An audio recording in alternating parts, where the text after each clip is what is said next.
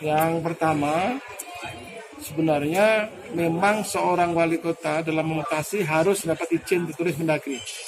Tapi itu berlaku untuk proses mutasi jabatan struktural dan fungsional tertentu.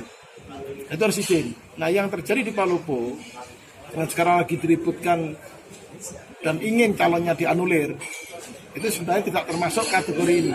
Karena yang dimutasi adalah kepala sekolah, guru, kemudian PLT. Ya, PLT itu jabatan sementara, tidak menimbulkan implikasi tunjangan jabatan.